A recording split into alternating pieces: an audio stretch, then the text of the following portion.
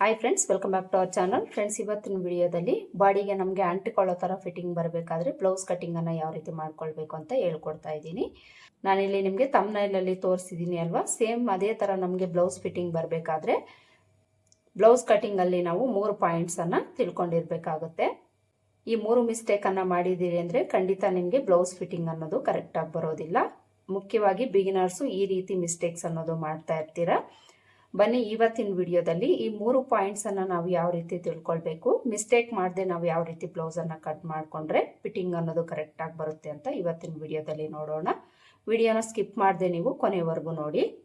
ಇಲ್ಲಿ ನಾನು ಲೈನಿಂಗನ್ನು 1 meter cloth ತೊಗೊಂಡಿದ್ದೀನಿ. ಮೊದಲಿಗೆ ನಾವು ಸ್ಲೀವ್ಸನ್ನು ಕಟ್ ಮಾಡ್ಕೊಳ್ಳೋಣ. ಹಾಗೆಯೇ ನೀವೇನಾದರೂ ನನ್ನ ಚಾನಲ್ಗೆ ಹೊಸಬರಾಗಿದ್ದರೆ ಸಬ್ಸ್ಕ್ರೈಬ್ ಮಾಡ್ಕೊಳ್ಳಿ. ಹಾಗೆಯೇ ವಿಡಿಯೋ ನಿಮಗೆ ಯೂಸ್ಫುಲ್ ಅಂತ ಅನಿಸಿದರೆ ವಿಡಿಯೋಗೆ ಒಂದು ಲೈಕನ್ನು ಕೊಟ್ಟು ಪಕ್ಕದಲ್ಲಿ 5 ಪಾಯಿಂಟ್ಸ್ ಇರುತ್ತೆ, ಅದನ್ನು ಸಹ ಕ್ಲಿಕ್ ಮಾಡೋದನ್ನು ಮರಿಬೇಡಿ. ಇಲ್ಲಿ ನಾವು ಸ್ಲೀವ್ಸನ್ನು ಕಟ್ ಮಾಡ್ಕೊಳ್ಳೋದಕ್ಕೆ ಈ ಥರ 4 ಲೇಯರಲ್ಲಿ ಫ್ಯಾಬ್ರಿಕನ್ನು ಫೋಲ್ಡ್ ಮಾಡ್ಕೊಳ್ಬೇಕು. ಫೋಲ್ಡ್ ಮಾಡ್ಕೊಂಡು ಈ ಫೋಲ್ಡಿಂಗ್ ಪಾರ್ಟು ನಮ್ಮ ಕಡೆ ಹಾಕ್ಕೊಳ್ಬೇಕು. ಈ ಥರ ಹಾಕ್ಕೊಂಡು ಈ ಕಡೆ ಹೆಚ್ಚು ಕಡಿಮೆ ಏನಾದರೂ ಇದ್ದರೆ ಸ್ಟ್ರೈಟ್ ಆಗಿರೋ ಥರ ನೋಡ್ಕೊಳ್ಬೇಕು. ಇಲ್ಲಿ ನನಗೆ ಸ್ವಲ್ಪ ಹೆಚ್ಚು ಕಡಿಮೆ ಇತ್ತು, ಸ್ಟ್ರೈಟ್ ಆಗಿರೋ ಥರ ಒಂದು ಲೈನ್ ಹಾಕ್ಕೊಂಡಿದ್ದೀನಿ. ಈಗ ನಾವು ಸ್ಲೀವ್ ಲೆಂತನ್ನು ಮಾರ್ಕ್ ಮಾಡ್ಕೊಳ್ಬೇಕು. ಇಲ್ಲಿ ನಾನು ತಗೊಳ್ತಾ ಇರೋ ಸ್ಲೀವ್ ಲೆಂತ್ ಬಂದು ರೆಡಿ 8.75 ಇಂಚು. ಇದಕ್ಕೆ ನಾವು ಮಾರ್ಜಿನ್ಗೆ 1 ಇಂಚ್ ಎಕ್ಸ್ಟ್ರಾ ಆ್ಯಡ್ ಮಾಡಿಕೊಂಡು 9.75 ಇಂಚ್ಗೆ ಮಾರ್ಕ್ ಮಾಡಿಕೊಂಡು ಇಲ್ಲೊಂದು ಲೈನ್ ಹಾಕ್ಕೊಳ್ಬೇಕು. ಸ್ಲೀವ್ ಲೆಂತ್ ಮಾರ್ಕ್ ಮಾಡ್ಕೊಂಡಾಯಿತು. ಈಗ ಸ್ಲೀವ್ ಲೂಸ್ ಮಾರ್ಕ್ ಮಾಡ್ಕೊಳ್ಬೇಕು. ಸ್ಲೀವ್ ಲೂಸು ನಾನು ತಗೊಳ್ತಾ ಇರೋದು ಫುಲ್ ರೌಂಡ್ ಬಂದು 12 ಇಂಚು. ಅದರಲ್ಲಿ ನಾವು ಅರ್ಧನ ತಗೊಂಡು ಇಲ್ಲಿ ಮಾರ್ಕ್ ಮಾಡ್ಕೊಳ್ತೀವಿ. ಇಲ್ಲಿಂದ ಮಾರ್ಜಿನ್ಗೆ 2 ಇಂಚ್ ತಗೊಂಡು ಮಾರ್ಕ್ ಮಾಡ್ಕೊಳ್ಬೇಕು. ಈಗ ನಾವು ಆರ್ಮೋಲ್ ಡೌನಿಂಗನ್ನು ಮಾರ್ಕ್ ಮಾಡ್ಕೊಳ್ಬೇಕು. ಆರ್ಮೋಲ್ ಡೌನಿಂಗನ್ನು ನಾವು ಚೆಸ್ಟ್ ಲೂಸ್ ಬೇಸ್ ಮೇಲೆ ತಗೊಳ್ತೀವಿ. ನಾನು ತಗೊಳ್ತಾ ಇರೋ ಚೆಸ್ಟ್ ಲೂಸ್ ಬಂದು 38 ಇಂಚು. 38 ಇಂಚಲ್ಲಿ 10ನೇ ಭಾಗನ ತಗೊಂಡು ಇಲ್ಲಿ ನಾವು ಅರ್ಧ ಇಂಚು ಕಡಿಮೆ ತಗೊಂಡು ಮಾರ್ಕ್ ಮಾಡ್ಕೊಳ್ಬೇಕು. ಇಲ್ಲೇನಾದರೂ ನೀವು ಜಾಸ್ತಿ ತಗೊಂಡ್ರೂ ಸಹ ನಿಮಗೆ ಸ್ಲೀವ್ಸಲ್ಲಿ ಪ್ರಾಬ್ಲಮ್ ಅನ್ನೋದು ಬರ್ತಾ ಇರುತ್ತೆ. ಕಡಿಮೆ ತಗೊಂಡ್ರೂ ಪ್ರಾಬ್ಲಮ್ ಬರುತ್ತೆ, ಜಾಸ್ತಿ ತಗೊಂಡ್ರೂ ಬರುತ್ತೆ. ಯಾವ ಸೈಜ್ಗೆ ನಾವು ಎಷ್ಟು ಆರ್ಮೋಲ್ ಡೌನಿಂಗನ್ನು ತಗೊಳ್ಬೇಕು ಅಂತ ಇಲ್ಲಿ ನಾವು ತಿಳ್ಕೊಳ್ಬೇಕಾಗುತ್ತೆ. ಯಾವುದೇ ಸೈಜ್ಗಾದರೂ ನೀವು ಚೆಸ್ಟ್ ಲೂಸ್ ಬೇಸ್ ಮೇಲೆ ತಗೊಳ್ಳಿ. ಚೆಸ್ಟ್ ಲೂಸ್ ಎಷ್ಟಿರುತ್ತೋ ಅದರಲ್ಲಿ 10ನೇ ಭಾಗನ ತಗೊಂಡು ಅದರಲ್ಲಿ ನೀವು ಅರ್ಧ ಇಂಚು ಕಡಿಮೆ ತಗೊಂಡು ಇಲ್ಲಿ ಮಾರ್ಕ್ ಮಾಡ್ಕೊಂಡಿದ್ದೀರಿ ಅಂದರೆ ಯಾವುದೇ ಸೈಜ್ಗಾದರೂ ನಿಮಗೆ ಸರಿ ಹೋಗುತ್ತೆ. ಮಾರ್ಕ್ ಮಾಡಿಕೊಂಡು ಇಲ್ಲೊಂದು ಲೈನ್ ಹಾಕ್ಕೊಳ್ಬೇಕು. ಈಗ ನಾವು ಆರ್ಮೋಲ್ ಲೂಸನ್ನು ಮಾರ್ಕ್ ಮಾಡ್ಕೊಳ್ಬೇಕು. ಆರ್ಮೋಲ್ ಲೂಸನ್ನು ನೀವು ಅಳತೆ ಬ್ಲೌಸಲ್ಲಿ ನೋಡ್ಕೊಳ್ಳಿ, ಬ್ಯಾಕ್ ಪಾರ್ಟಲ್ಲಿ ನೋಡ್ಕೊಳ್ಬೇಕು. ನೋಡಿ, ಶೋಲ್ಡರ್ ಸ್ಟಿಚ್ಚಿಂದ ನಾವು ಈ ರೀತಿ ಈ ಶೇಪ್ ಯಾವ ಥರ ಇರುತ್ತೆ ಅದೇ ಥರ ತಿರುಗಿಸ್ಕೊಂಡು ಚೆಕ್ ಮಾಡ್ಕೊಳ್ಬೇಕು. ಇಲ್ಲಿ ನೋಡಿ, ಆರ್ಮೋಲ್ ಲೂಸು 8.25 ಇಂಚ್ ಬೇಕು. ನಿಮ್ಮ ಅಳತೆ ಬ್ಲೌಸಲ್ಲಿ ನೀವು ಇದೇ ಥರನೇ ಆರ್ಮೋಲ್ ಲೂಸನ್ನು ಚೆಕ್ ಮಾಡ್ಕೊಳ್ಬೇಕು. ಈ 8.25 ಇಂಚಲ್ಲಿ ನಾವು 1 ಇಂಚು ಕಡಿಮೆ ತಗೊಂಡು ಇಲ್ಲಿಂದ ಟೇಪ್ನ ಸ್ಟ್ರೈಟಾಗಿ ಇಟ್ಕೊಂಡು ಮಾರ್ಕ್ ಮಾಡ್ಕೊಳ್ಬೇಕು. ಇಲ್ಲಿಂದ ಮಾರ್ಜಿನ್ಗೆ 1.5 ಇಲ್ಲ 2 ಇಂಚು ಎಕ್ಸ್ಟ್ರಾ ತಗೊಂಡು ಮಾರ್ಕ್ ಮಾಡ್ಕೊಳ್ಬೇಕು. ಇಲ್ಲಿ ನನಗೆ ಫ್ಯಾಬ್ರಿಕ್ ಕಡಿಮೆ ಇದೆ, ಪೀಸನ್ನು ಜಾಯಿಂಟ್ ಮಾಡ್ಕೊಳ್ತೀನಿ. ಈಗ ಇಲ್ಲಿಂದ ಇಲ್ಲಿಗೆ ಸ್ಟ್ರೈಟಾಗಿ ಮಾರ್ಕ್ ಮಾಡ್ಕೊಳ್ಬೇಕು. ಮಾರ್ಜಿನ್ ಹತ್ರನೂ ಸಹ ಮಾರ್ಕ್ ಮಾಡ್ಕೊಳ್ಳಿ. ಈ ಥರ ಸ್ಟ್ರೈಟಾಗಿ ಒಂದು ಲೈನ್ ಹಾಕ್ಕೊಂಡು ಈ ಪ್ಲೇಸಲ್ಲಿ ನಾವು ಒಂದು 1/4 ಇಂಚಷ್ಟು ಒಳಗಡೆ ತಗೊಳ್ಬೇಕಾಗುತ್ತೆ. 8 ಇಂಚಿಗಿಂತ ಜಾಸ್ತಿ ನಿಮಗೆ ಸ್ಲೀವ್ ಲೆಂತ್ ಬಂದಿದೆ ಅಂದರೆ ಇಲ್ಲಿ ನೀವು ಒಂದು 1/4 ಇಂಚಷ್ಟು ಒಳಗಡೆ ತಗೊಂಡು ಮಾರ್ಕ್ ಮಾಡ್ಕೊಳ್ಬೇಕು. ಯಾವುದೇ ಸೈಜ್ಗಾದರೂ ಈ ಮೆಥಡನ್ನು ನೀವು ಫಾಲೋ ಮಾಡಬೇಕಾಗುತ್ತೆ. 8 ಇಂಚಿಗಿಂತ ಸ್ಲೀವ್ ಲೆಂತ್ ಜಾಸ್ತಿ ಇದ್ದಾಗ. ಈಗ ನಾವು ಸ್ಲೀವ್ ಶೇಪನ್ನು ಡ್ರಾ ಮಾಡ್ಕೊಳ್ಬೇಕು. ಸ್ಲೀವ್ ಶೇಪ್ ಡ್ರಾ ಮಾಡ್ಕೊಳ್ಳೋದಕ್ಕೆ ಇಲ್ಲಿಂದ ನಾವು ಮೊದಲಿಗೆ 1.5 ಇಂಚ್ಗೆ ಮಾರ್ಕ್ ಮಾಡಿಕೊಂಡು ಇಲ್ಲಿಂದ ಇಲ್ಲಿಗೆ ಸ್ಟ್ರೈಟಾಗಿ ಒಂದು ಲೈನ್ ಹಾಕ್ಕೊಳ್ಳೋಣ. ನೋಡಿ, ಈ ರೀತಿ ಸ್ಟ್ರೈಟಾಗಿ ಒಂದು ಲೈನ್ ಹಾಕ್ಕೊಳ್ಳಿ. ಈ ಥರ ಲೈನ್ ಹಾಕ್ಕೊಂಡು ಈ ಲೆಂತಲ್ಲಿ ನಾವು ಅರ್ಧಕ್ಕೊಂದು ಮಾರ್ಕ್ ಮಾಡ್ಕೊಳ್ಬೇಕು. ಸ್ಲೀವ್ ಶೇಪ್ ಅನ್ನೋದು ನಮಗೆ ತುಂಬಾ ಇಂಪಾರ್ಟೆಂಟು. ಇದನ್ನು ಕರೆಕ್ಟಾಗಿ ತೆಗಿಲಿಲ್ಲ ಅಂದಾಗೂ ಸಹ ನಮಗೆ ಸ್ಲೀವ್ಸಲ್ಲಿ ರಿಂಕಲ್ ಅನ್ನೋದು ಬರ್ತಾ ಇರುತ್ತೆ, ಲೂಸ್ನೆಸ್ಸು ಬರುತ್ತೆ. ಈ ಥರ ಮಿಡಲ್ಗೊಂದು ಮಾರ್ಕ್ ಮಾಡಿಕೊಂಡು ಇಲ್ಲಿಂದ ನಾವು ಒಂದು 1/4 ಇಂಚಷ್ಟು ಈ ಕಡೆಗೆ ಅಂದರೆ ಒಂದು ಶೇಪನ್ನು ಕೊಡಬೇಕು. ನಾವಿಲ್ಲಿ ಈ ರೀತಿ ಒಂದು ಶೇಪನ್ನು ಕೊಟ್ಟು ಇದಕ್ಕೆ ಜಾಯಿಂಟ್ ಆಗೋ ಥರ ನಾವು ಮಾರ್ಕ್ ಮಾಡ್ಕೊಳ್ಬೇಕು.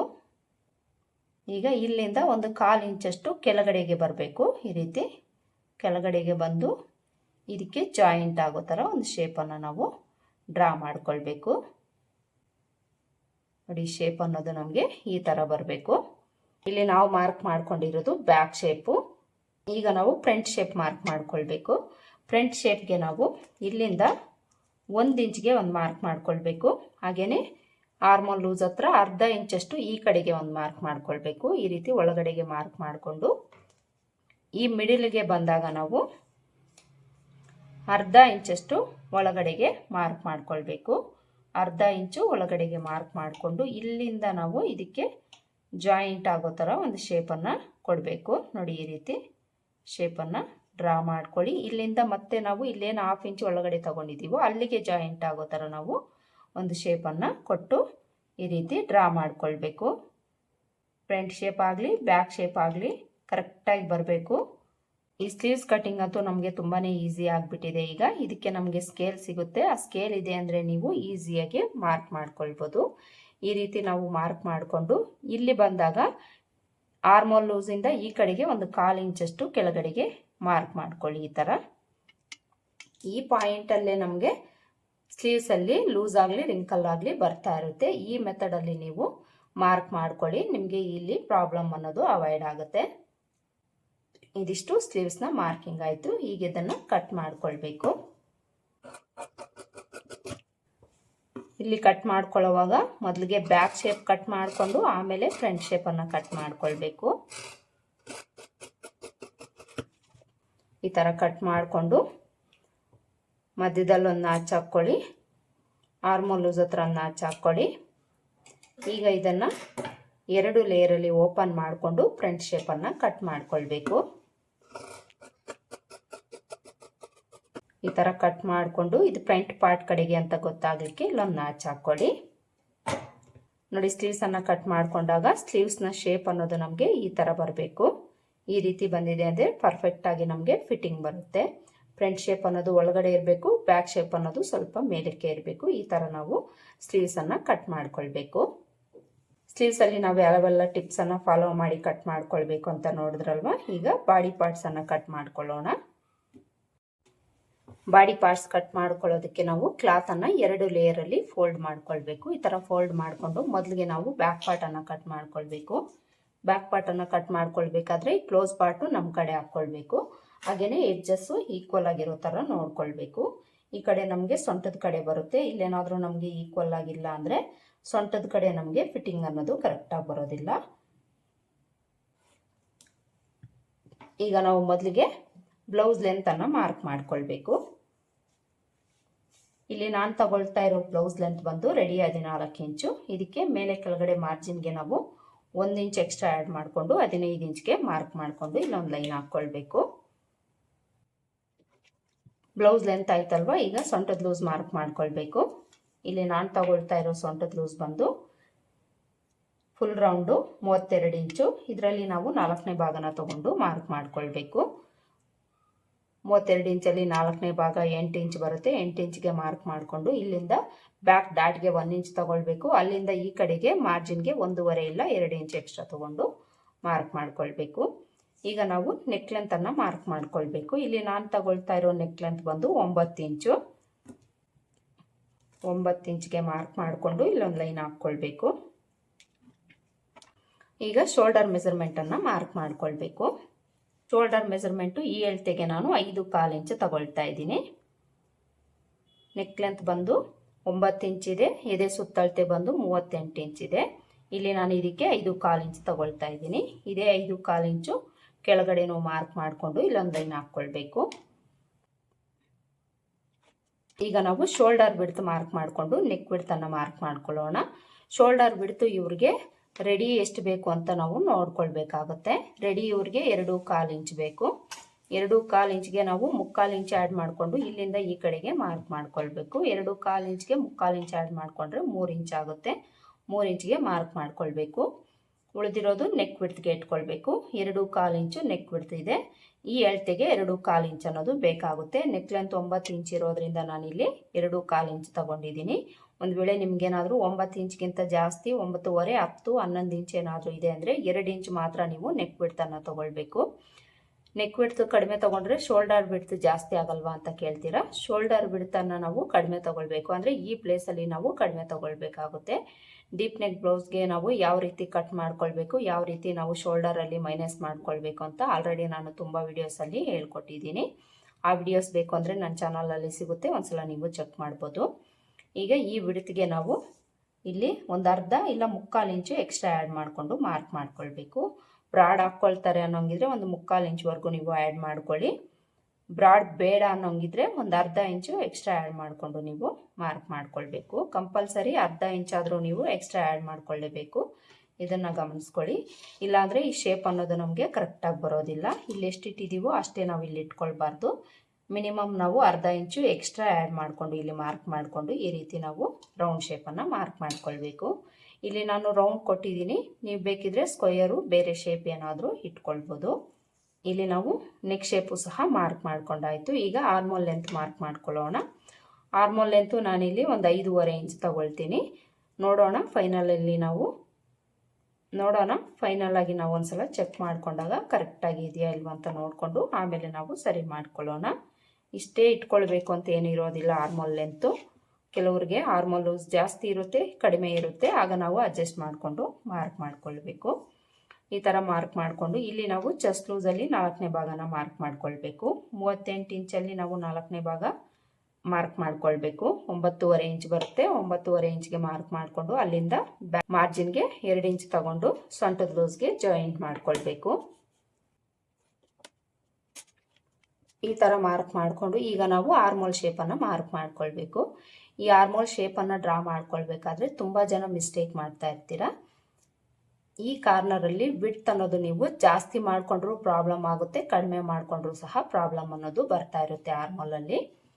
ಹಾಗಾದರೆ ಇದನ್ನು ನಾವು ಯಾವ ರೀತಿ ತೊಗೊಳ್ಬೇಕು ಅಂದರೆ 40 ಇಂಚಿಗಿಂತ ಕೆಳಗಡೆ ಇರೋಂಥವ್ರಿಗೆ ನೀವು 1/4 ಇಂಚು ವಿಡ್ತನ್ನು ತಗೊಳ್ಳಿ, ಕರೆಕ್ಟಾಗಿ ಸರಿ ಹೋಗುತ್ತೆ. ಒಂದು ವೇಳೆ ತುಂಬ ಸಣ್ಣ ಇದ್ದಾರೆ ಅಂದ್ಕೊಳ್ಳಿ, ಅಂದರೆ 32, 30, 31 ಈ ರೀತಿ ಏನಾದರೂ ಚೆಸ್ಟ್ ಲೂಸ್ ಇದೆ ಅಂದರೆ ನೀವು 1 ಇಂಚ್ ತಗೊಂಡ್ರೂ ಸಹ ನಡೆಯುತ್ತೆ.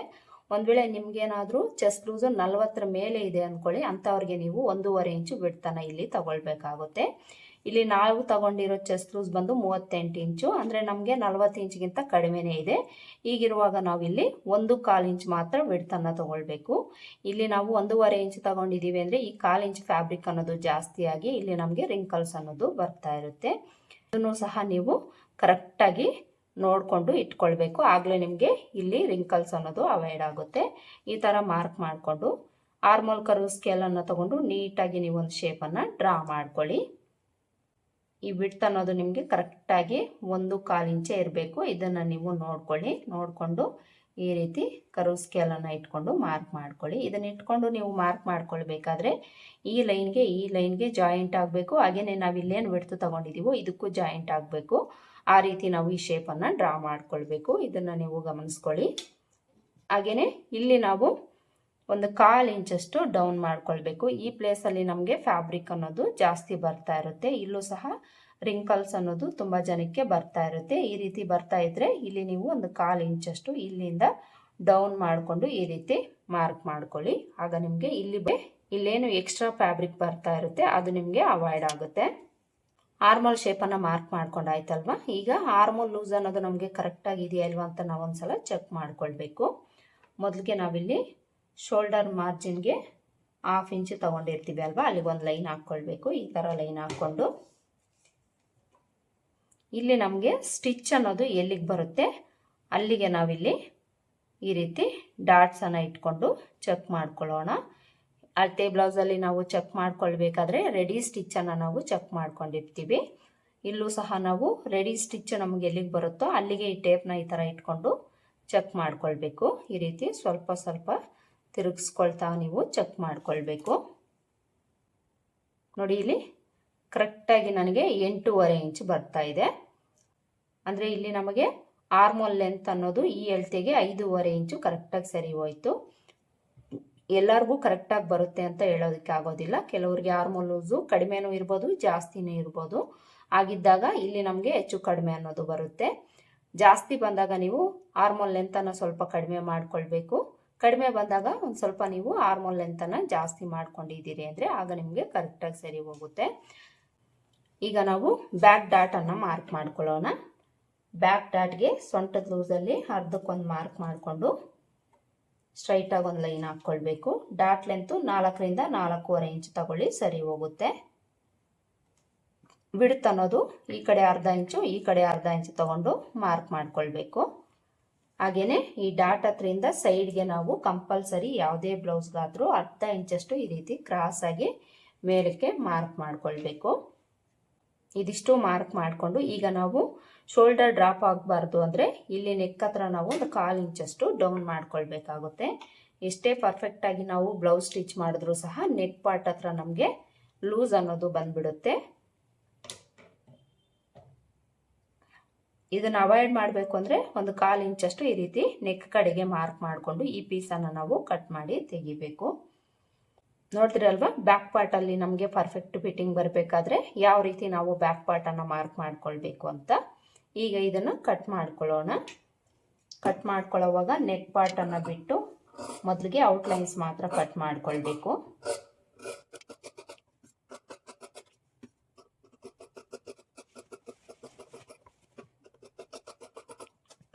ಈ ಥರ ಬ್ಯಾಕ್ ಪಾರ್ಟನ್ನು ಕಟ್ ಮಾಡಿಕೊಂಡು ಡಾಟ್ ಹತ್ರ ಒಂದು ನಾಚ್ ಹಾಕ್ಕೊಳ್ಳಿ, ಚೆಸ್ಟ್ ಲೂಸ್ ಹತ್ರ ಒಂದು ನಾಚ್ ಹಾಕ್ಕೊಳ್ಳಿ, ಹಾಗೆಯೇ ನೆಕ್ ವಿಡ್ತ್ ಹತ್ರ ಒಂದು ನಾಚ್ ಹಾಕ್ಕೊಳ್ಳಿ.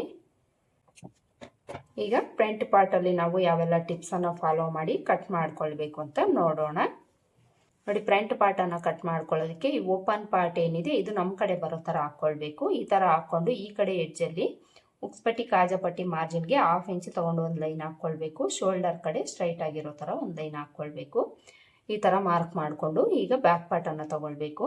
ಬ್ಯಾಕ್ ಪಾರ್ಟನ್ನು ತೊಗೊಂಡು ಇದ್ರ ಮೇಲೆ ಇಟ್ಕೊಳ್ಬೇಕು. ಇದ್ರ ಮೇಲೆ ಇಟ್ಕೊಳ್ಬೇಕಾದ್ರೆ ಮಾರ್ಜಿನನ್ನು ಬಿಟ್ಟು ಶೋಲ್ಡರ್ ಲೈನ್ ಏನಿದೆ ಅಲ್ಲಿಗೆ ಕರೆಕ್ಟಾಗಿ ಈ ಶೋಲ್ಡರನ್ನು ಇಟ್ಕೊಳ್ಬೇಕು. ನೀಟಾಗಿ ಇಟ್ಕೊಂಡು ಬ್ಯಾಕ್ ಪಾರ್ಟ್ ಯಾವ ಥರ ಇದೆ ಅದೇ ಥರ ಸುತ್ತಲೂ ಮಾರ್ಕ್ ಮಾಡ್ಕೊಳ್ಬೇಕು. ಸುತ್ತಲೂ ಮಾರ್ಕ್ ಮಾಡಿಕೊಂಡು ನೆಕ್ ವಿಡ್ತ್ ಎಲ್ಲಿಗಿರುತ್ತೋ ಅಲ್ಲಿಗೆ ಮಾರ್ಕ್ ಮಾಡ್ಕೊಳ್ಬೇಕು. ಚೆಸ್ಟ್ ಲೂಸ್ ಎಲ್ಲಿಗಿರುತ್ತೋ ಅಲ್ಲಿಗೆ ಮಾರ್ಕ್ ಮಾಡಿಕೊಂಡು ಬ್ಯಾಕ್ ಪಾರ್ಟನ್ನು ತೆಗೆದುಬಿಡಬೇಕು. ಬ್ಯಾಕ್ ಪಾರ್ಟನ್ನು ತೆಗೆದುಬಿಟ್ಟು ಮೊದಲಿಗೆ ನಾವಿಲ್ಲಿ ಫ್ರಂಟ್ ಆರ್ಮೋಲ್ ಶೇಪನ್ನು ಮಾರ್ಕ್ ಮಾಡ್ಕೊಳ್ಳೋಣ. ಫ್ರಂಟ್ ಆರ್ಮೋಲ್ ಶೇಪ್ ಮಾರ್ಕ್ ಮಾಡ್ಕೊಳ್ಳೋದಕ್ಕೆ ಬ್ಯಾಕ್ ಪಾರ್ಟಲ್ಲಿ ನಾವು ವಿಡ್ತು ಲೆಂತ್ ಎಷ್ಟು ತೊಗೊಂಡಿದ್ದೀವೋ ಅದೇ ವಿಡ್ತು ಲೆಂತ್ ತೊಗೊಂಡು ಎಲ್ ಶೇಪನ್ನು ಡ್ರಾ ಮಾಡ್ಕೊಳ್ಳೋಣ. ಬಿಗಿನರ್ಸ್ ಆದರೆ ಕಂಪಲ್ಸರಿ ನೀವು ಇದೇ ಥರನೇ ಮಾರ್ಕ್ ಮಾಡ್ಕೊಳ್ಬೇಕು. ಅಂದಾಜಿನ ಮೇಲೆ ನೀವೇನಾದರೂ ಫ್ರಂಟ್ ಶೇಪ್ ಮಾರ್ಕ್ ಮಾಡ್ಕೊಂಡಿದ್ದೀರಿ ಅಂದರೆ ಫ್ರಂಟಲ್ಲಿ ನಿಮಗೆ ಆರ್ಮೋಲ್ ಹತ್ರ ರಿಂಕಲ್ಸ್ ಅನ್ನೋದು ಬಂದ್ಬಿಡುತ್ತೆ.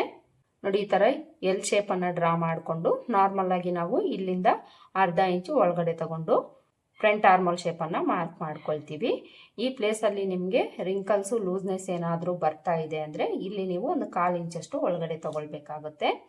ಈ ಮಿಡಲ್ ಪಾಯಿಂಟ್ ಏನಿದೆ ಈ ಪ್ಲೇಸಲ್ಲಿ ನೀವು ಒಂದು 1/4 ಇಂಚು ಒಳಗಡೆಗೆ ಮಾರ್ಕ್ ಮಾಡ್ಕೊಳ್ಳಿ. ಮಾರ್ಕ್ ಮಾಡಿಕೊಂಡು ಇಲ್ಲಿಂದ ಕ್ರಾಸ್ ಆಗಿ ಈ ರೀತಿ ಒಂದು ಲೈನ್ ಹಾಕ್ಕೊಳ್ಬೇಕು.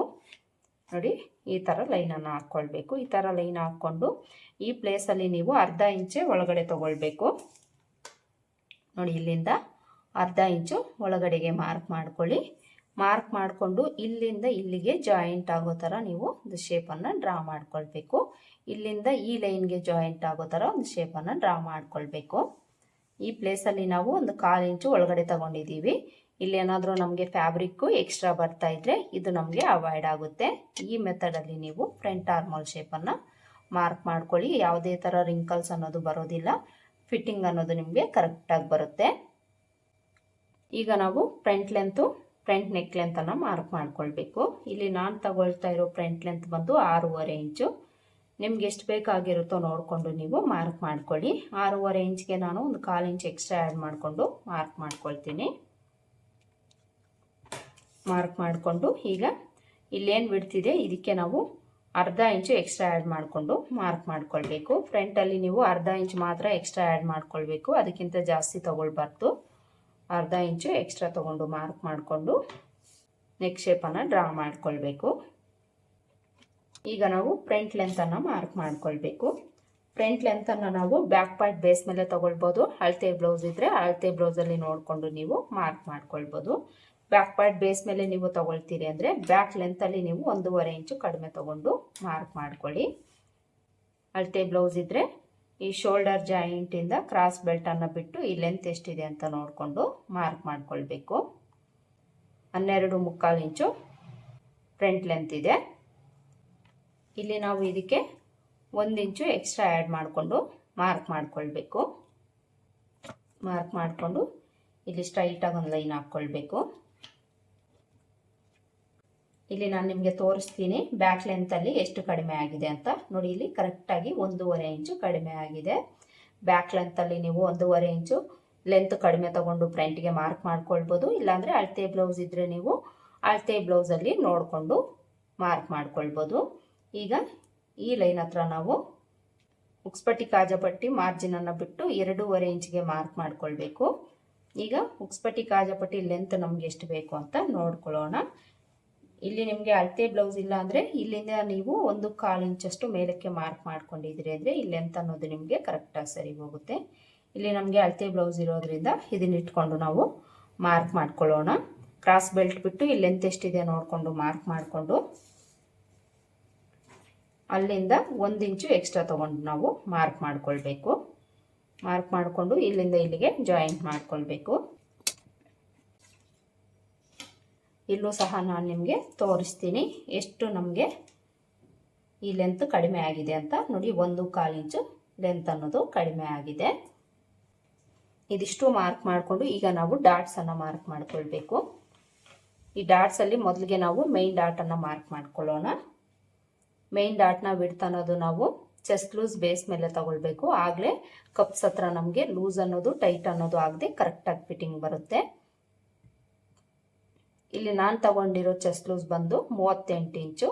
ಈ 38 ಇಂಚಿಗೆ ನಾವಿಲ್ಲಿ ಡಾಟ್ನ ವಿಡ್ತು 2.5ಇಂದ 2.25 ಇಂಚುವರೆಗೂ ತಗೊಳ್ಬೋದು. ಚೆಸ್ಟ್ ಭಾಗ ಒಂದು ಸ್ವಲ್ಪ ನಿಮಗೆ ಜಾಸ್ತಿ ಇದೆ ಅಂದರೆ 2.25 ಇಂಚು ತಗೊಳ್ಳಿ. ಮೀಡಿಯಮ್ ಇದೆ ಅಂದರೆ 2.5 ಇಂಚು ಸರಿ ಹೋಗುತ್ತೆ.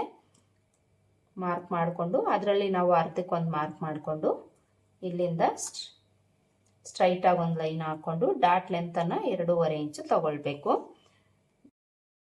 ಡಾಟ್ನ ಬಿಡ್ತು ನಿಮಗೆ ಯಾವ ಸೈಜ್ಗೆ ಎಷ್ಟು ತಗೊಳ್ಬೇಕು ಅಂತ ಗೊತ್ತಾಗಲಿಲ್ಲ ಅಂದರೆ ಆಲ್ರೆಡಿ ಇದ್ರ ಬಗ್ಗೆನೂ ಸಹ ನಾನು ವಿಡಿಯೋಸನ್ನು ಮಾಡಿದ್ದೀನಿ, ನನ್ನ ಚಾನಲಲ್ಲಿ ಸಿಗುತ್ತೆ, ನೀವು ಒಂದ್ಸಲ ಚೆಕ್ ಮಾಡ್ಬೋದು. ಈಗ ಈ ಸೈಡ್ ಲೆಂತ್ ತಗೊಳ್ಬೇಕು. ಈ ಸೈಡ್ ಲೆಂತನ್ನು ತಗೊಳ್ಬೇಕಾದ್ರೆ ಈ ಲೈನ್ ಹತ್ರಿಂದ ನೀವು ಇಲ್ಲೇನು ಮೇಲಕ್ಕೆ ಮಾರ್ಕ್ ಮಾಡ್ಕೊಂಡಿದ್ದೀವೋ ಅದೇ ಬಿಡ್ತು ತಗೊಂಡು ಮಾರ್ಕ್ ಮಾಡ್ಕೊಳ್ಬೋದು. ಅಳತೆ ಬ್ಲೌಸ್ ಇದ್ದರೆ ಅದನ್ನ ಇಟ್ಕೊಂಡು ನೀವು ಮಾರ್ಕ್ ಮಾಡ್ಕೊಳ್ಬೋದು. ಅಳತೆ ಬ್ಲೌಸನ್ನು ಇಟ್ಕೊಳ್ಳಿ. ಇಲ್ಲಿ ಅರ್ಧ ಇಂಚನ್ನು ಬಿಟ್ಟು ಈ ಲೆಂತ್ ಏನಿದೆ ನೋಡಿಕೊಂಡು ಅದಕ್ಕೆ ಎಕ್ಸ್ಟ್ರಾ ಅರ್ಧ ಇಂಚು ಆ್ಯಡ್ ಮಾಡ್ಕೊಳ್ಬೇಕು. 4ನೇ ಡಾಟ್ ಏನಾದರೂ ಇದ್ದರೆ 1 ಇಂಚ್ ಎಕ್ಸ್ಟ್ರಾ ಆ್ಯಡ್ ಮಾಡ್ಕೊಳ್ಬೇಕು. ಡಾಟ್ ಇಲ್ಲ ಅಂದರೆ ಇಲ್ಲಿ ನೀವು ಅರ್ಧ ಇಂಚು ಎಕ್ಸ್ಟ್ರಾ ಆ್ಯಡ್ ಮಾಡಿಕೊಂಡು ಮಾರ್ಕ್ ಮಾಡ್ಕೊಳ್ಬೇಕು. ಮಾರ್ಕ್ ಮಾಡಿಕೊಂಡು ಇಲ್ಲಿಂದ ಇಲ್ಲಿಗೆ ಕ್ರಾಸಾಗಿ ಲೈನ್ ಹಾಕ್ಕೊಳ್ಬೇಕು. ಇಲ್ಲಿ ಬಂದಾಗ ಒಂದು ಶೇಪನ್ನು ಕೊಟ್ಟು ಈ ರೀತಿ ಮಾರ್ಕ್ ಮಾಡ್ಕೊಳ್ಳಿ. ಹಾಗೆಯೇ ಇಲ್ಲಿ ನಾವು ಸೊಂಟದ ಲೂಸನ್ನು ಮಾರ್ಕ್ ಮಾಡ್ಕೊಳ್ಬೇಕು. ಬ್ಯಾಕ್ ಪಾರ್ಟಲ್ಲಿ ನಾವು ಸೊಂಟದ ಲೂಸ್ ಎಷ್ಟಿಟ್ಟಿದ್ದೀವೋ ಅದೇ ಲೂಸನ್ನು ನಾವಿಲ್ಲಿ ಫ್ರಂಟಲ್ಲೂ ತಗೊಳ್ಬೇಕು. ಇಲ್ಲ ಅಂದರೆ ನಮಗೆ ಉಕ್ಸ್ಪಟ್ಟಿ ಕಾಜಾಪಟ್ಟಿ ಹತ್ರ ಗ್ಯಾಪ್ ಅನ್ನೋದು ಬರುತ್ತೆ. ಇಲ್ಲಿಂದ ಇಲ್ಲಿಗೆ ಎಷ್ಟಿದೆ ನೋಡ್ಕೊಳ್ಳಿ.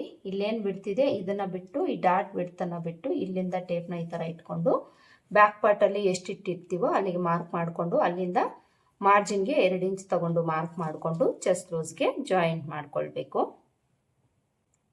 ಇದಿಷ್ಟು ಮಾರ್ಕ್ ಮಾಡ್ಕೊಂಡಿದ್ದೀವಿ ಅಂದರೆ ಆಲ್ಮೋಸ್ಟ್ ನಮಗೆ ಫ್ರಂಟಲ್ಲಿ ಫಿಟ್ಟಿಂಗ್ ಅನ್ನೋದು ಕರೆಕ್ಟಾಗಿ ಬರುತ್ತೆ. ಇನ್ನು ಉಳಿದಿರೋದು ನಮಗೆ ಉಕ್ಸ್ಪಟ್ಟಿ ಕಡೆ ಡಾಟು, ಆರ್ಮೋಲ್ ಕಡೆ ಡಾಟು. ಇದನ್ನು ನಾವು ತುಂಬಾ ಈಸಿ ಮೆಥಡಲ್ಲಿ ಮಾರ್ಕ್ ಮಾಡ್ಕೊಳ್ಬೋದು. ಎಲ್ಲ ಸೈಜಸ್ಗೂ ಸೇಮ್ ಮೆಥಡೇ ಇರುತ್ತೆ, ಇದರಲ್ಲಿ ಏನು ಚೇಂಜಸ್ ಇರೋದಿಲ್ಲ. ಇಲ್ಲಿ ನಾವು ಉಕ್ಸ್ಪಟ್ಟಿ ಕಾಜಾಪಟ್ಟಿ ಡಾಟ್ಗೆ ಇಲ್ಲೊಂದು 1/4 ಇಂಚ್ ಬಿಟ್ಟು ಈ ಲೆಂತಲ್ಲಿ ಅರ್ಧಕ್ಕೊಂದು ಮಾರ್ಕ್ ಮಾಡ್ಕೊಳ್ಬೇಕು. ಟೇಪ್ನ ಈ ಥರ ಫೋಲ್ಡ್ ಮಾಡಿಕೊಂಡು ಅರ್ಧ ಎಲ್ಲಿಗೆ ಬರುತ್ತೆ ಅಲ್ಲಿಗೆ ಮಾರ್ಕ್ ಮಾಡ್ಕೊಳ್ಳಿ. ಸ್ಟ್ರೈಟಾಗಿ ಒಂದು ಲೈನ್ ಹಾಕ್ಕೊಳ್ಳಿ. ಡಾಟ್ ಲೆಂತು ಇಲ್ಲೂ ಸಹ 2.5 ಇಂಚು, ಇಲ್ಲ ನಿಮ್ಗೆ ಬೇಕು ಅಂದರೆ 2.25 ಇಂಚು ನೀವು ತೊಗೊಳ್ಬೋದು. ವಿಡ್ತ್ ಅನ್ನೋದು ಈ ಕಡೆ 1/4 ಇಂಚ್ ತೊಗೊಳ್ಬೇಕು, ಈ ಕಡೆ 1/4 ಇಂಚ್ ತೊಗೊಳ್ಬೇಕು, ಜಾಸ್ತಿ ತೊಗೊಳ್ಬಾರ್ದು. ಇಲ್ಲಿ 1/4 ಇಂಚು ವಿಡ್ತನ್ನು ತೊಗೊಂಡು ನಾವಿಲ್ಲಿ ಮಾರ್ಕ್ ಮಾಡ್ಕೊಳ್ಬೇಕು. ಇನ್ನು ಆರ್ಮೋಲ್ ಡಾಟ್ಗೆ ನಾವು ಈ ಡಾಟ್ ನೇರಕ್ಕೆ ಸ್ಕೇಲ್ನಾಗಲಿ ಟೇಪ್ನಾಗಲಿ ಈ ಥರ ಇಟ್ಕೊಂಡು ಸ್ಟ್ರೈಟಾಗಿ ಒಂದು ಲೈನ್ ಹಾಕ್ಕೊಳ್ಬೇಕು. ವಿಡ್ತ್ ಅನ್ನೋದು ಈ ಕಡೆ 1/4 ಇಂಚ್ ತೊಗೊಳ್ಬೇಕು, ಹಾಗೆಯೇ ಈ ಕಡೆ 1/4 ಇಂಚು ತೊಗೊಳ್ಬೇಕು. ಲೆಂತನ್ನು ನಾವು ಇವೆರಡರ ಬೇಸ್ ಮೇಲೆ ತಗೊಳ್ತೀವಿ. ಇವೆರಡರ ಮಧ್ಯೆ ಏನು ಗ್ಯಾಪ್ ಇದೆ ಅದೇ ಗ್ಯಾಪನ್ನು ತಗೊಂಡು ಇಲ್ಲಿ ಮಾರ್ಕ್ ಮಾಡ್ಕೊಳ್ಬೇಕು. ಈ 3 ಡಾಟ್ ಮಧ್ಯೆ ಗ್ಯಾಪ್ ಅನ್ನೋದು ಈಕ್ವಲ್ ಆಗಿರೋ ಥರ ನಾವು ನೋಡ್ಕೊಳ್ಬೇಕು. ನೋಡಿ ಈ ಶೇಪ್ ಅನ್ನೋದು ನಮಗೆ ಈ ರೀತಿ ಬರಬೇಕು. ಈ ಥರ ಬಂದಿದೆ ಅಂದರೆ ಕಪ್ ಸೈಜ್ ಅನ್ನೋದು ನಮಗೆ ಕರೆಕ್ಟಾಗಿ ಸಿಗುತ್ತೆ, ಶೇಪು ಸಹ ರೌಂಡಾಗಿ ಬರುತ್ತೆ. ಇಲ್ಲಿ ನಾವು ಫ್ರಂಟ್ ಪಾರ್ಟ್ಗೂ ಸಹ ಮಾರ್ಕ್ ಮಾಡ್ಕೊಂಡಾಯ್ತು. ಇನ್ನು ಉಳಿದಿರೋದು ನಮಗೆ ಕ್ರಾಸ್ ಬೆಲ್ಟು. ಈ ಕ್ರಾಸ್ ಬೆಲ್ಟ್ನ ಲೆಂತ್ ಬಿಡ್ತನ್ನ ನಾವು ಅಳತೆ ಬ್ಲೌಸಲ್ಲಿ ನೋಡಿಕೊಂಡು ಮಾರ್ಕ್ ಮಾಡ್ಕೊಳ್ಬೋದು, ಇಲ್ಲಾಂದರೆ ಬ್ಯಾಕ್ ಪಾರ್ಟ್ ಬೇಸ್ ಮೇಲೂ ತಗೊಳ್ಬೋದು. ಅಳತೆ ಬ್ಲೌಸಲ್ಲಿ ನಾವು ಕ್ರಾಸ್ ಬೆಲ್ಟ್ನ ಲೆಂತನ್ನು ನೋಡ್ಕೊಳ್ಳೋಣ. ಉಕ್ಸ್ಪಟ್ಟಿ ಕಡೆ ಲೆಂತನ್ನು ನೋಡ್ಕೊಳ್ಬೇಕು. ಇಲ್ಲಿ 2.5 ಇಂಚಿದೆ. ಈ ಸೈಡ್ ಲೆಂತನ್ನು ನೋಡ್ಕೊಳ್ಬೇಕು. ಇಲ್ಲಿ 2.25 ಇಂಚಿದೆ. ಈ ಡಾಟ್ ಕೆಳಗಡೆ ಶೇಪನ್ನು ನಾವು ನೋಡ್ಕೊಳ್ಳೋ ಅವಶ್ಯಕತೆ ಏನು ಇರೋದಿಲ್ಲ. ಈಗ ಮೊದಲಿಗೆ ನಾವು ಉಕ್ಸ್ಪಟ್ಟಿ ಕಡೆ ಲೆಂತನ್ನು ಮಾರ್ಕ್ ಮಾಡ್ಕೊಳ್ಳೋಣ. ರೆಡಿ ನಮಗೆ 2.5 ಇಂಚ್ ಬೇಕು ಅಂದರೆ ಅದಕ್ಕೆ ನಾವು ಮಾರ್ಜಿನ್ಗೆ 1 ಇಂಚ್ ಎಕ್ಸ್ಟ್ರಾ ಆ್ಯಡ್ ಮಾಡಿಕೊಂಡು 3.5 ಇಂಚ್ಗೆ ಮಾರ್ಕ್ ಮಾಡ್ಕೊಳ್ಬೇಕು. ಮಾರ್ಕ್ ಮಾಡಿಕೊಂಡು ಇಲ್ಲಿ ಸ್ಟ್ರೈಟಾಗಿ ಒಂದು ಲೈನ್ ಹಾಕ್ಕೊಳ್ಬೇಕು. ಈಗ ಈ ಲೆಂತಲ್ಲಿ ನಾವು ಒಂದು ಅರ್ಧ ಮುಕ್ಕಾಲು ಇಂಚು ಕಡಿಮೆ ತಗೊಂಡು ಮಾರ್ಕ್ ಮಾಡ್ಕೊಳ್ಬೇಕು. ಸೈಡಲ್ಲಿ ನಮ್ಗೆ ಎಷ್ಟು ಬೇಕೋ ಅದಕ್ಕೆ 1 ಇಂಚು ಎಕ್ಸ್ಟ್ರಾ ಆ್ಯಡ್ ಮಾಡಿಕೊಂಡು ಮಾರ್ಕ್ ಮಾಡ್ಕೊಳ್ಬೇಕು. ಮಾರ್ಕ್ ಮಾಡಿಕೊಂಡು ಈ ಮಾರ್ಕಿಂಗ್ಸ್ನೆಲ್ಲ ಜಾಯಿಂಟ್ ಮಾಡ್ಕೊಳ್ಬೇಕು. ಕ್ರಾಸ್ ಬೆಲ್ಟ್ನ ಲೆಂತ್ ಆಯಿತು. ವಿಡ್ತನ್ನು ನಾವು ಬ್ಯಾಕ್ ಪಾರ್ಟ್ ವಿಡ್ತ್ ಎಷ್ಟಿರುತ್ತೋ ಅಷ್ಟು ತೊಗೊಂಡಿದ್ದೀವಿ ಅಂದರೆ ಸರಿ ಹೋಗುತ್ತೆ. ಅಲ್ಲಿಗೆ ನೀವು ಮಾರ್ಕ್ ಮಾಡ್ಕೊಳ್ಳಿ. ನೋಡಿ, ಇಲ್ಲಿ ನಾವು ಕ್ರಾಸ್ ಬೆಲ್ಟ್ಗೂ ಸಹ ಮಾರ್ಕ್ ಮಾಡ್ಕೊಂಡಾಯಿತು. ಈಗ ಇದನ್ನು ಕಟ್ ಮಾಡ್ಕೊಳ್ಳೋಣ. ಯಾವುದೇ ಸೈಜ್ಗಾದರೂ ನೀವು ಸೇಮ್ ಮೆಥಡನ್ನು ಫಾಲೋ ಮಾಡ್ಬೋದು, ಪ್ರಾಬ್ಲಮ್ ಏನೂ ಬರೋದಿಲ್ಲ. ಕ್ರಾಸ್ ಬೆಲ್ಟನ್ನು ಕಟ್ ಮಾಡಿ ಪಕ್ಕಕ್ಕಿಟ್ಟು ಈಗ ಫ್ರಂಟ್ ಪಾರ್ಟನ್ನು ಕಟ್ ಮಾಡ್ಕೊಳ್ಬೇಕು.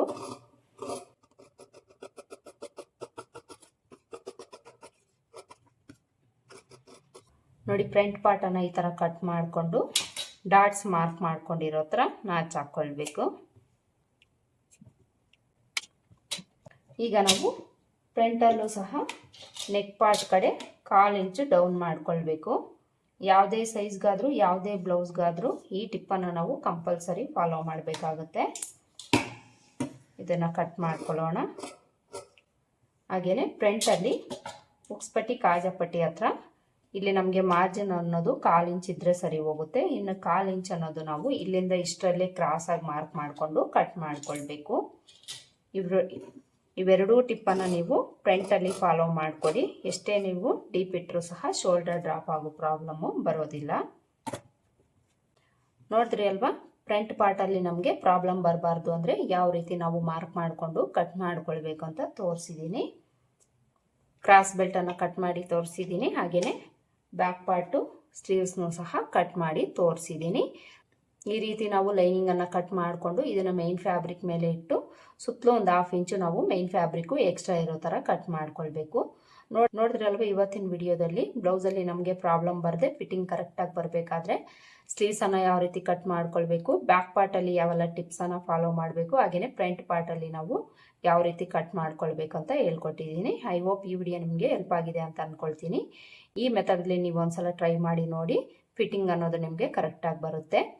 ಇದಿಷ್ಟು ಇವತ್ತಿನ ವಿಡಿಯೋ. ಈ ವಿಡಿಯೋ ನಿಮಗೆ ಹೆಲ್ಪ್ಫುಲ್ ಅಂತ ಅನಿಸಿದರೆ ವಿಡಿಯೋಗೆ ಒಂದು ಲೈಕ್ ಕೊಡೋದನ್ನು ಮರಿಬೇಡಿ. ಮತ್ತೆ ಸಿಗೋಣ ಮತ್ತೊಂದು ವಿಡಿಯೋದಲ್ಲಿ. ಅಲ್ಲಿವರೆಗೂ ನಮಸ್ಕಾರ. Thanks for watching.